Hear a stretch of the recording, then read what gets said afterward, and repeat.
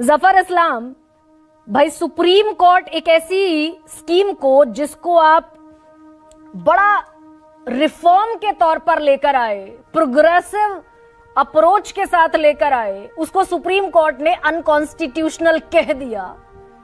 तो क्या जफर इस्लाम अब भी एसबीआई अगर ये दलील दे कि भाई हम डेटा नहीं दे सकते, राइट टू इंफॉर्मेशन इस देश में एग्जिस्ट करता है, फिर भी डेटा नहीं दे सकते, तो तकलीफ क्या थी? आइए देखते हैं, मजा आएगा। देखिए करीमा जी, जहां तक इलेक्टोरल बॉन्ड का सवाल है वो पारदर्शिता के लिए ही आया है।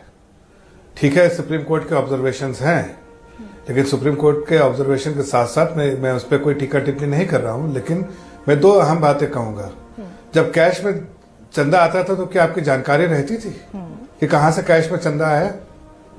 अगर इलेक्टोरल बॉन्ड में आज आप डिटेल्स मांग रहे हैं तो पारदर्शिता है, तभी तो डिटेल्स मांग रहे हैं कि आपको जानकारी, कैश में कहां से जानकारी लेके आते हैं? जब लोग हजारों फर्जी नाम लिख के कैश में रख देते थे, वो आपको उस तरह के जो अबे जल्दी बोल, कल सुबह पनवेल निकलना स्कीम थी उसमें आप कंफर्टेबल थे? ये मुझे लगता है कि सोचना पड़ेगा कि क्या उससे हमने पारदर्शिता लाई कि नहीं। आज अगर सुप्रीम कोर्ट नहीं, लेकिन जफर साहब, अगर आपने जिस समय ये स्कीम इंट्रोड्यूस, एक बार मेरी बात तो खत्म हो जाए फिर हम चलिए आप मुकम्मल कीजिए। मैं पूरी बात कर लूं एक बार। हमने इंट्रोड्यूस की पारदर्शिता लाने के लिए कि जो कैश में धंधा होता है, कैश में पैसा आता है, वो ना आए, और अगर 2000 रुपए तक कोई दे तो उसको उसकी जानकारी होने, 2000 तक ठीक है, 2000 के बाद उसकी जानकारी होनी चाहिए कि कहां से पैसा आया और वेबसाइट पे होनी चाहिए। ये तो अच्छी बात है, नहीं तो करोड़ों करोड़ों लोग लेके कांग्रेस में बैठ जाते थे। आज हमने पारदर्शिता लाई, लेकिन हमें क्या जरूरत है? ये तो आपने हमने कोई 2000 एक मिनट पूरी बात, एक सेकंड, छोटा जफर साहब, आप कह रहे हैं कि आपने पारदर्शिता नहीं, आपने इतना देर एडीआर साहब का एक सवाल, बात तो खत्म हो जिसके बाद बोलिएगा ना, इतना देर में अपनी बात कहता। एक सवाल ले लीजिए, उसके बाद बोल लीजिएगा। भाई, जिस स्कीम को आरबीआई ने ऑब्जेक्ट किया, ईसीआई ने ऑब्जेक्ट किया और सुप्रीम कोर्ट ने ऑब्जेक्ट किया, उसे आप पारदर्शी कह रहे?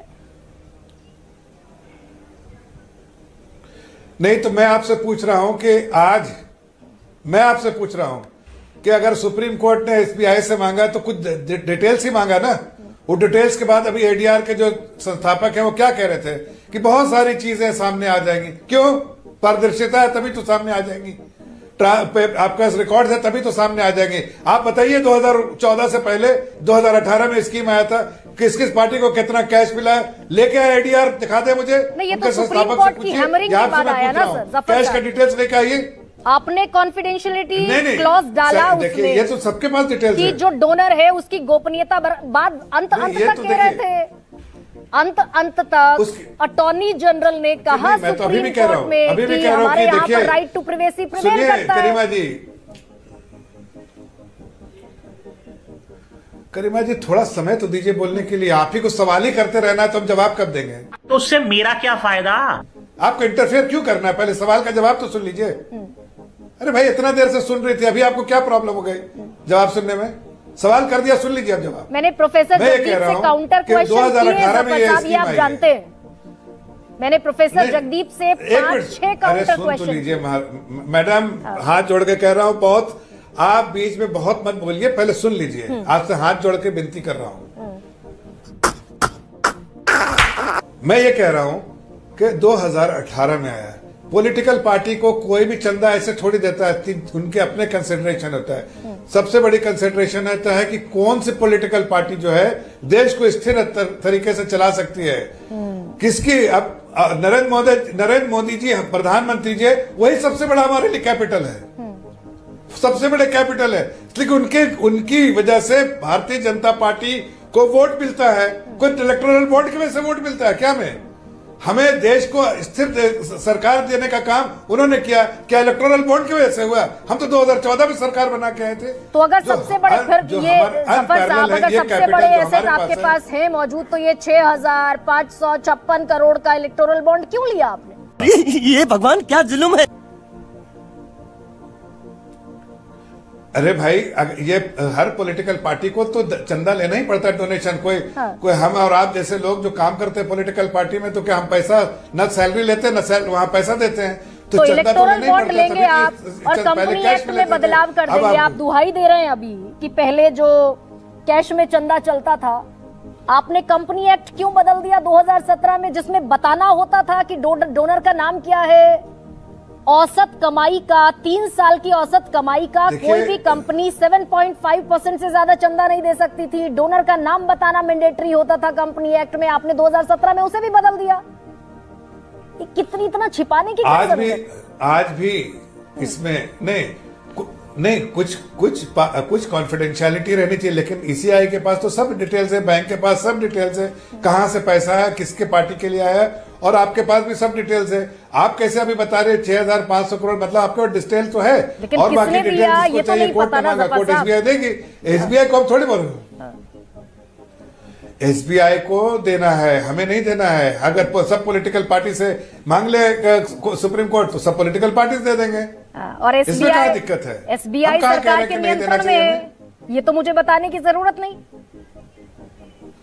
देखिए, मैं तो खुद कह रहा हूं कि एसबीआई और उनके बीच का मामला है। एसबीआई को 4 महीने चाहिए था, वो एसबीआई जाने। अभी सुप्रीम कोर्ट ने बोला कल देना, तो वो एसबीआई जाने।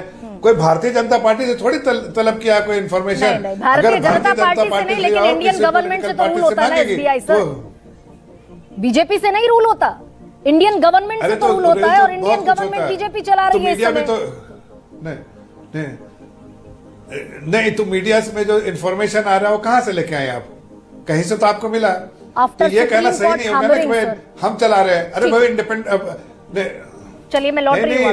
एसबीआई अपने एक संस्था है, वो अपना काम कर रही है, उससे मांगा, हम थोड़ी ऑब्जेक्शन दे रहे हैं कि मत लीजिए इसका सबसे बड़ा सरकारी बैंक है, जो इन्फॉर्मेशन चाहिए वो। और पिछले 4 साल से ये हियरिंग चल रही थी। अटॉर्नी जनरल ने कहा कि हम अटॉर्नी जनरल का स्टेटमेंट है सर, सबसे बड़े देश के सरकारी सबसे बड़े वकील का स्टेटमेंट सुप्रीम कोर्ट में कि हम गोपनीयता के अधिकार का उल्लंघन नहीं कर सकते।